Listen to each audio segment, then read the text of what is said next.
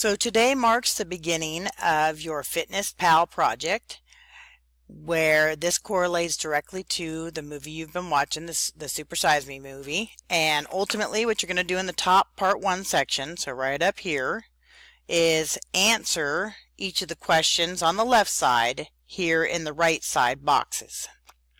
In this number 2 question, ultimately I ask you to indicate which types of foods you like to eat at a particular fast food restaurant, and then also the size, because that matters. And then using this link here, hopefully you'll be able to track down exactly how many calories, protein, carbs, fat, cholesterol, and sodium are present in those meals. If you have one that's a combo, please indicate with plus, plus, plus. So let's say it's 200 calories from a soda, 500 calories from a burger, and 500 calories from your fries. You could indicate 200 plus 500 equals 1200 calories.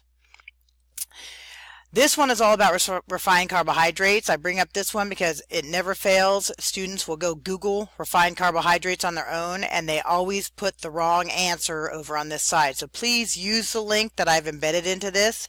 Make sure you read through the information. If it's reading material, make sure you watch the entire video if it's video material. Some are videos when it comes to the links, and some are reading materials.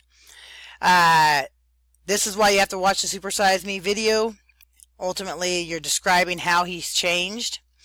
High-fat diets lead to liver function issues and fatty liver disease, so make sure you use these links. I've tried to pick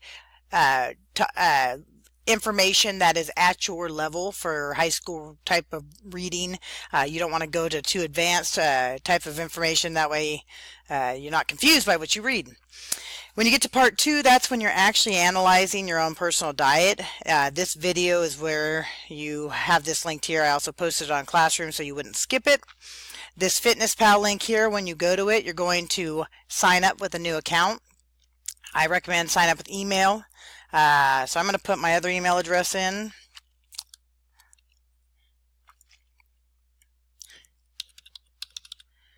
I recommend using a password that matches the one here at the school. If you just use the same login school stuff, you'll be in a pretty good place.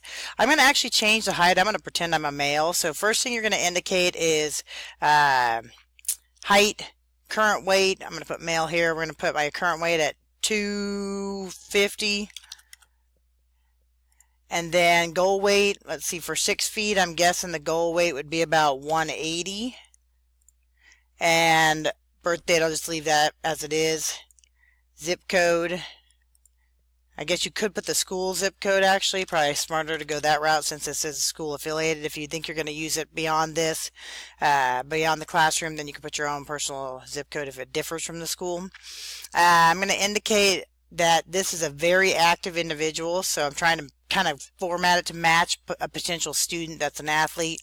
How many times workout a week? I'm going to say 5 because it is the season right now. We're going to pretend this is a football player, and we're going to say that it's about 60 minutes per workout. And we're going to put the goal to lose about 2 pounds per week. So you can actually indicate if you want to lose weight, if you want to gain weight, and I'm sure you can modify even the number there. But they don't want you to gain weight too quickly or lose weight too quickly. It's not considered healthy. So once you sign up, they want you to recommend other people. You can skip that. You can skip the send the latest news also. I recommend taking that click mark off, so don't miss that right there, so you're not getting a bunch of spam. And then you continue, and it says that as a male that's been born in 1983, I can consume 2770 calories per day. And get started now, basically.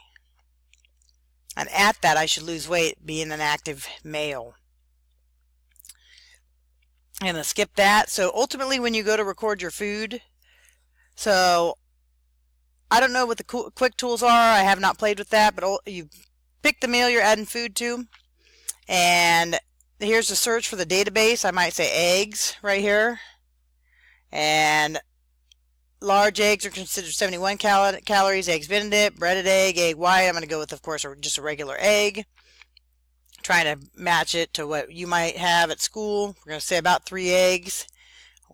and we're going to add the food to the diary. And what it does is, you can see a chart that's being built right here for Friday, is it adds that food under the breakfast category. And then this is the big one right here. You can see the totals, and it gives you what your goals are for the day and how many calories you have remaining. For instance, in this example, carbs, basically 1 carb has been used off of those eggs.